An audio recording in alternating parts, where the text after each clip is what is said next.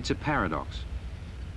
No workplace has witnessed more hatred, dissension and violence over the years than the Melbourne waterfront. And look at it now. Where once no man could be sure of a job from one day to the next, the wharfies today are permanent. Where once their wages were pitiful, today they're well paid. Gruelling physical labour replaced by almost total mechanisation. Give us a bit of attention, will you, and then I can get this over and done. And a wharfies union, still largely communist-led, which talks more of workers' comp and sick leave now than of revolutionary action.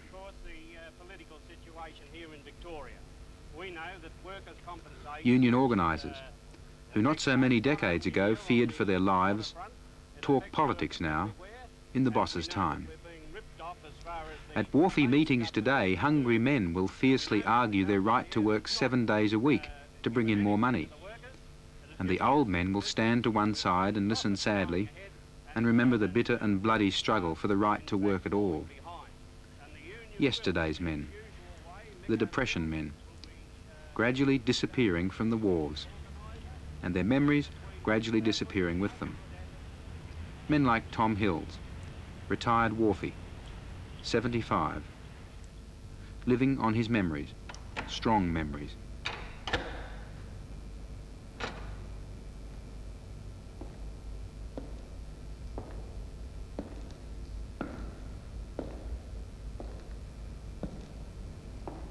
This is the place they used to call the compound.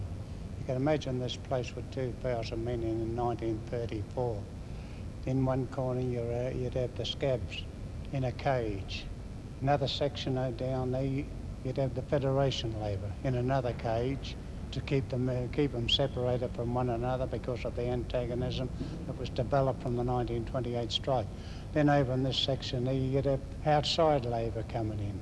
2,000 men competing for jobs which wouldn't be available for them. Work was very hard to get in those days. Wages were low. There was no fixed incomes. Some weeks you would go home. You would not have any work at all. You would not have any wages that week. Foremen would come out here and men would wear all kinds of hats, all kinds of gear they would put on to attract attention for themselves. So he'd get up on a rostrum or a cage and he'd point out to the men, he'd say, you, no, not you, and at the final, if he couldn't pick up sufficient number of men and he had dockets over, he'd just throw these dockets up in the air. Men would be standing on one another's fingers to scramble to get these dockets as they fell to the floor. It was an animal existence for waterside workers. Tom ran away from home at 13 and worked the Melbourne waterfront for more than half a century. Thrown out of work during the Depression, Tom led the unemployed workers movement in a fierce struggle for a better deal for those whose lives were dislocated by the Depression. When sanity returned to Australia, Tom returned to the docks, rising to high office in the Wharfies Union. For a man of his toughness and ability, there were dazzling political plums waiting to be picked. Tom's brother is a New South Wales cabinet minister. But Tom Hills scorned all that. His life was on the docks. He used his muscles to earn his living, and he used his head in the continual battle for better pay and conditions on the waterfront. Wendy Lowenstein is one of Australia's leading oral historians. She records and turns into book form the recollections of ordinary people who've lived through extraordinary events. Her sources are not archives or state documents or even old newspapers, but the living memories of people. And not the captains and kings either, but the ordinary people who sailed the ships and built the roads. When one got shot, and Whittaker got shot through the back, as I tell you, and fell, and then I got shot in the arm, another one, well then we started, all those that was left, started pelting them with stones. But they started first because I heard the plainclothes man... Her most recent book, Weevils in the Flower, is a remarkable documentary history, based on hundreds of recorded interviews. A history of what it was like to live through the Great Depression in Australia. For men like Tom Hills, who's the key to her next work, dealing with the turbulent history of the Melbourne dockyard. this is classed as this is the Wayland Wall, what they call the Wayland Wall. I'll tell you how it got its name. I told you the story about how we were struggling to get jobs in the early days. Sometimes you get 2 or 3 days, you wouldn't get a job at all. And then we'd all meet here after the pickup finished at 10 o'clock, and we'd say, how'd you go this morning? No bloody good. Never any good at all. When Wendy Lowenstein was born, Tom Hills was scrabbling for a living on the Melbourne docks with the Great Depression looming. Tom kept no diary, and were it not for Wendy, his memories would pass away with him. The two of them have formed a partnership, and from it is slowly emerging a record of the turbulent years on the waterfront. The meticulous recorder and the old campaigner, Lowenstein and Hills. There's been some funny bloody things happening along here. Blokes who's been competing for jobs and they made here, you bastard, you stood on my feet this morning and I never got a job. Would you do an interview if we could arrange it? Get Wendy Lowenstein and myself together. For months now, Tom has been showing Wendy the battlefield and introducing her to the combatants. We all know the position of invalids. We know the position of school kids, homes, hospitals, schools. I don't know him very well, but he strikes me as a very sharp, very quick, a bit aggressive. I was just wondering if, in fact, he's going to tell us much that he doesn't want to tell us. I mean, how... No, Jeff, I wouldn't say he was an aggressive, a sharp fella. He's a very intelligent fella. You get a great deal of experience when you're an activist on the waterfront or an official of the waterfront. Speaking from the unionist point of view, and one that's all his life, I suppose, have worked towards unity of the workers, I would believe that the most significant thing in 1955 was the amalgamation of number 2 branch and number 1 branch of this union. Tom, was that what you were talking about with the old P&Cs, was it? Yeah, that was the 2 branch. The point I thought it was earlier than that, wasn't it? 52, Jeff? No, it was 55. Did it take us that long in Melbourne? Well, it took us that long, Tom, because if you recall, I just got tangled with the people of militant thought in this branch did not make any progress until 1954, when Charlie Young was elected secretary. And when those 2 unions joined together, this gave you the go-ahead for a united action for better conditions? That's right.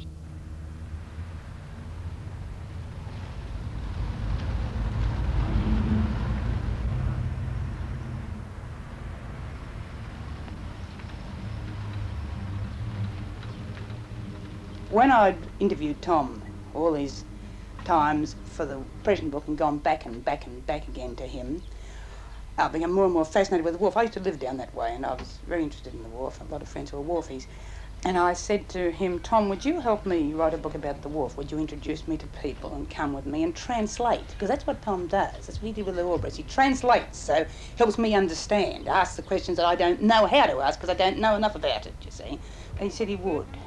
I was thinking, well now, you know, just saying in the front and thanks to Tom Hills isn't enough.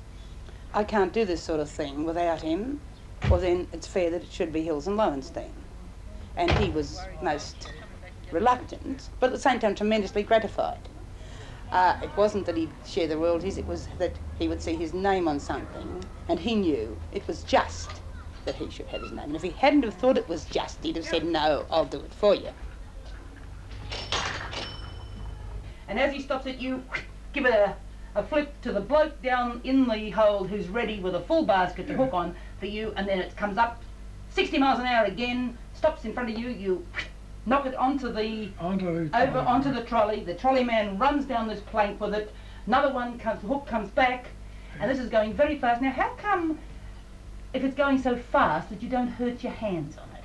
You don't touch it with your hands. Your hands, you've only got a wire the size of your finger running through you.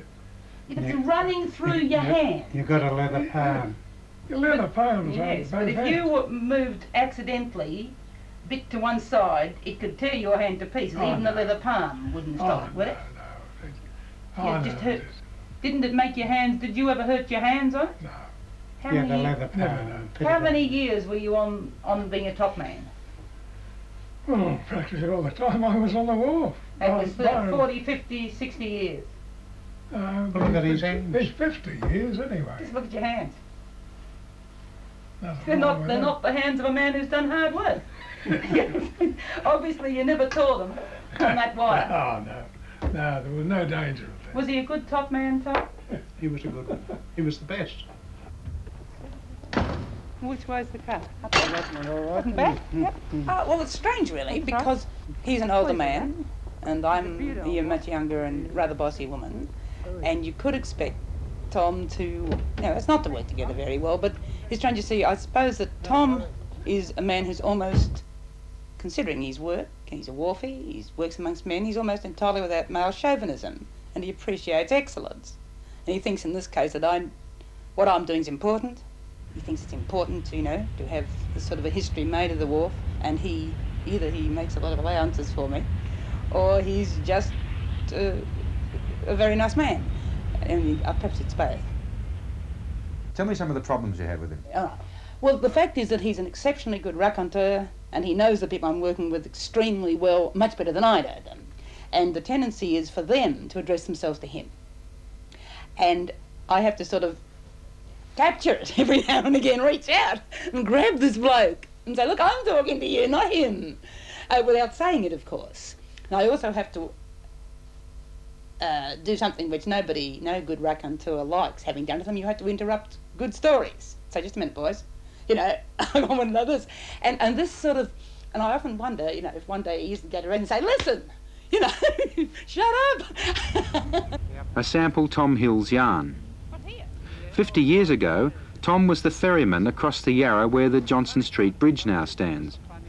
The actors in this story are the young Tom Hills, a friend, a policeman, and a prostitute. At that time, the river and that basin was all full of sailing ships. What, here? All sailing ships? All sailing ships, right around here was all sailing ships. And of course the girls used to come to ply their trade over here, you know, they had to get a quid, different ways of earning a living, that was their way of earning a living. Remember one night, one girl came over and she had a bottle of whiskey. Things were pretty quiet of a night here, you might go half an hour or an hour before you got a passenger to take across. So we decided to sit down and drink her whiskey. She opened the bottle.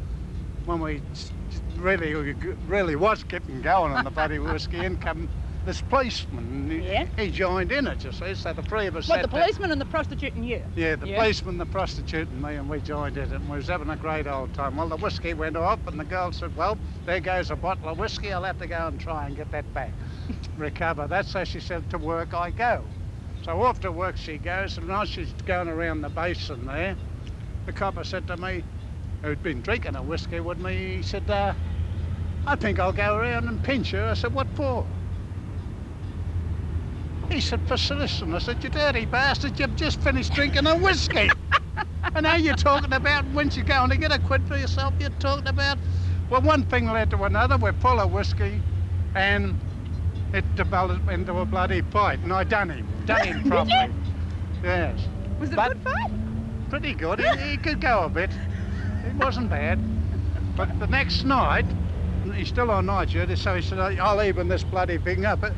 Tom will be asleep now, so in he goes and he does the bloke in the bunk up, but it wasn't me, it was me mate. We'd changed ships. So he gave him a do it, and I never got the bloody retaliation. We were both offended by then, and my mate and I had to even it up. Well, we got the copper and we done him. But another funny instance, a lot of people commit suicide up the higher reaches of the river, and they come floating down. I don't know whether you know it, the body comes floating, bobbing up and down like just the edge showing. Feet down. Feet down, as if they're walking out to sea. So what we used to do, we used to hook a rope around their neck and tie them up to the stringers on the wharf. And some of them were pretty high because they'd been in the water, floated up and that. And we used to say, now what copper's on? The station was down where Spencer Street is now, and we'd say, now what copper's on? And it'd be we'd wait till our old friend was on, and he used to hate the job. It was bloody awful job. What, he had to come down and tow him away? So we'd ring him up and we'd say, we've got a body here, and we want you to come and take it away. We wasn't allowed to take him out the water, not that we wanted to. We used to get 10 bob a body. There was a monetary gain in it. So down would come this cop and he'd say, what the bloody hell did you wait till now for? We've just found it. We've just found it. It's all yours. Tom's an old union man with long memories of what's obviously been a long and bitter fight between the workers and the employers. There are two areas of your book about the waterfront which you'll have to cover: scabs and bosses. Now, I can understand Tom being of use to you in terms of fellow workers. What about those two? First of all, you know, when you say long and bitter struggle, I'd say it was a long and zestful struggle myself. I think that's the whole thing of, you know, that the work has been almost irrelevant to Tom. It's been the fun of putting them in their place, you know. It's the fun of putting a foreman in his place, or, you know, forcing them to fix a bad rope or something. It's also been the bitterness of when you pick up somebody dead, your comrade out of the hold, and say, look what the bastards did to them. Yeah, and the Depression wasn't much fun. No, that's true. No, it wasn't much fun at all. But at the same time, you know, Tom never, I think, threw over a principle because he might lose a bob, even when it was the only bob he'd had for a fortnight. You know, and this whole question of bosses, I'd say Tom is highly respected on the waterfront by the bosses because they know a good man when they see one. And probably, in fact, people like Tom do more to keep the waterfront going in many ways by stopping stupidity of foremen and bosses before it got off the ground. And I think this was recognised in the wartime, when the government and the left-wing leadership of the Waterside Workers Union worked hand in hand to keep the ships rolling. I mean, the things that a person like Tom, the old left-wingers on the waterfront, did to keep the war effort rolling, keep the wharf moving, was an incredible piece of organisation on their part. So I think that Tom could take you to a boss on the waterfront and say, no, what we're doing, this is Wendy, and that boss, I don't think, be a rare one who wouldn't sit down and talk to him.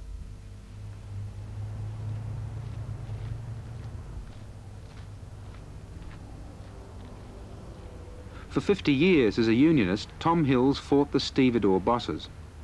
And now, for Wendy's book, for the first time in his life, he's visiting one at home. Admittedly, it's Don Strang, by Tom's admission, a cut above the average. In any case, both men are well and truly retired, and being somewhat above the fight, are inclined to be well disposed towards each other. Considering. There has always been a guerrilla warfare between management and wharfies on the wharf. You know, that's been your life. That's been Tom's life, putting the boss in his place. Now, tell us, please, about a story where a wharfman, a foreman's, or a company's, incompetence, or whatever you call it, or bad feeling between, say, a foreman and a wharfie could lead to a loss of life. What about that story about the bloke who lost his thumb, Tom? Oh. Tell us about that. No names. Yeah, this foreman. It wasn't a foreman, it was a supervisor. It was one of Don's supervisors. It was Sid. I don't know whether we should put it on record now. Well, you can tell the story if you don't mention his name. Go on, fair. And he walked down the pier one night, and an old fellow was ready to sling, ready to hook a sling on the hook.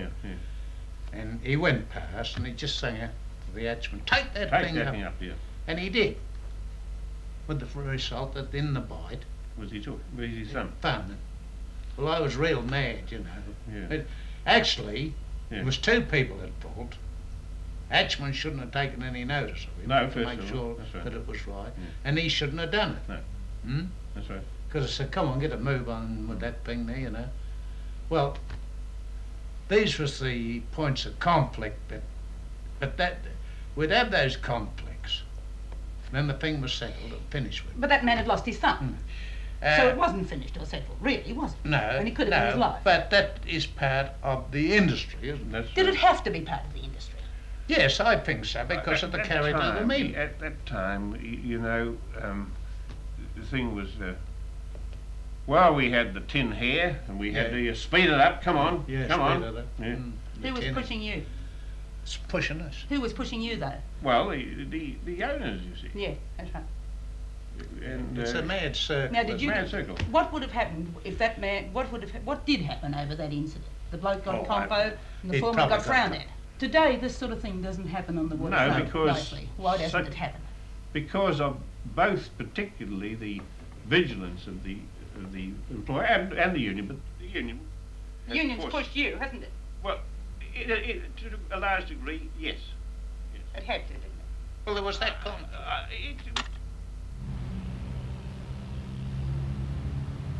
This wall we're walking down now, general opinion was given out before 28th Street that it was put up there to stop pillaging. I expect it has that purpose too, but it has a double purpose. It was really put up to protect the scabs that was inside working the ships from the Unionists was the outside wall, so that they couldn't get at them. About scabs, I don't know. There's a tremendous tradition against scabbing on the waterfront.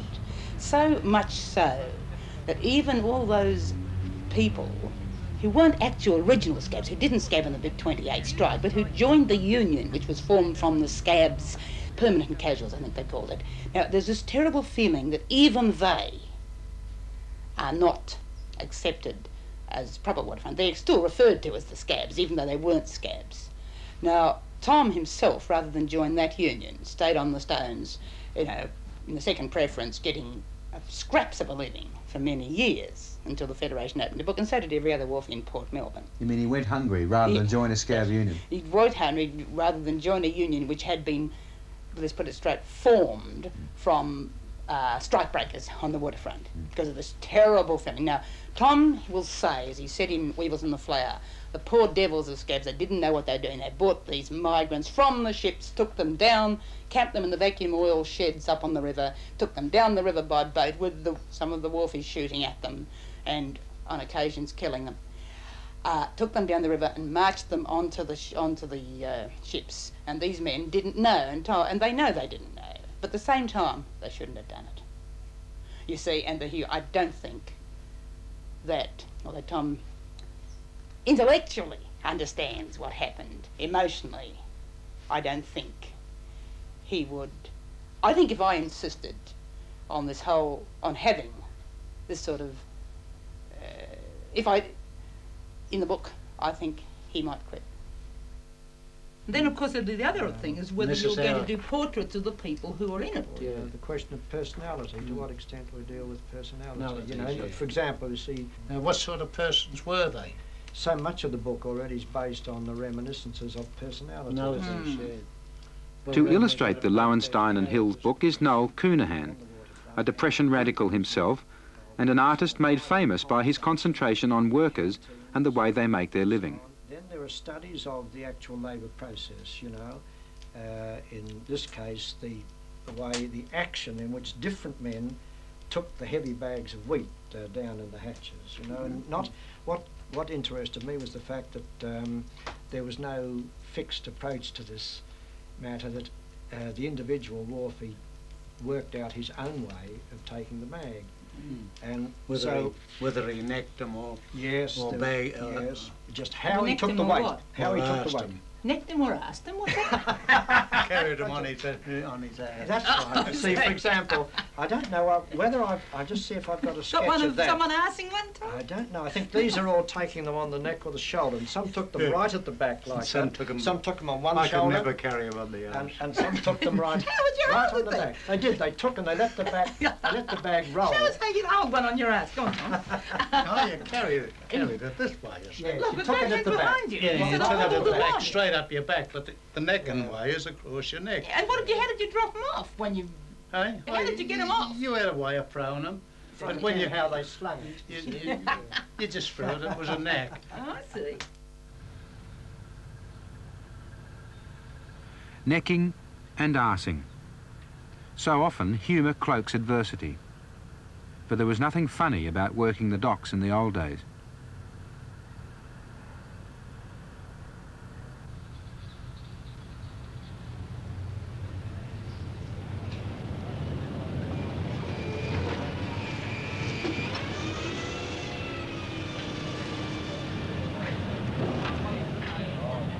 About one matter, Tom Hills never jokes.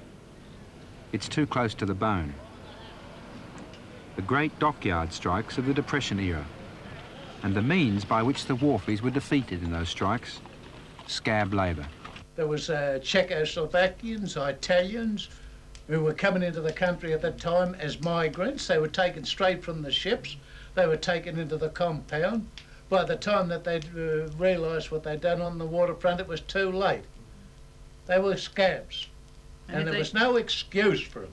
Did the scabs live in Port Melbourne? No scab could live in Port Melbourne because if they couldn't get him in any other way, they'd have burnt his house down where he lived. He couldn't live there. He'd have been dead in a day. There was an overhead bridge on at the Port Melbourne station, a footbridge. Without mentioning the names of the fellas, well, I could mention them because the fella is dead. Big Lofty. You knew him, Lo? Lofty, yes. You knew Lofty? Oh, yeah, sure. Well, Lofty and another fella dropped one of them over onto the rails there and killed him. Now, this violence was not from men what was violent by nature, but of the bitterness of these people because of the job and because of they'd taken their children and their families down into the degradation and no food and not able to get a livelihood and it becomes so very bitter. Then you say to me, now why can't we have a scab in this book? Now if we had a scab in this book, everybody else that we have in this book, Jimmy Nagle, Arthur Buono, all the people that we mentioned, it'd be most objectable to them to be associated with scabs. It's something that is traditional not only to waterside workers, but goes right throughout the working class movement. Once a scab, always a scab, and no longer associated with the working class as far as the working class is concerned. I think that deals with that question, I hope. Now, what I was getting at, did much of it go from here straight through the shed and out the other side, like? Yes. In the wharfies? Carriers pick it up. Yeah, but I meant other sorts of ways. I mean, you know, illegal ways of going off the wharf. You know, now listen, now just hold on. 20 quid a week and half the cargo. Now just hold on. That's just an exaggeration. There is certainly in the tough times here, when 30s. the wages were small, and it was a battle to survive. Well, £20 a week and half the cargo was a general saying of that. Yeah. You know, but there wasn't a great deal of pollution because you could only carry out what you ate inside of you, like chocolates, if there was chocolates. Well, that was inside and the coppers couldn't find that. That was fair. That was fair pickings, was it? And, You know, I've got 25 hours of tape about Tom Hills. And, you know, and that's about 4 times as much as I've got about anyone. And the more you ask him, the more you talk to him, the more you find out that he knows, and also he thinks creatively about it. Tom's a man that could have done anything, absolutely anything he wanted to. But he chose the wharf.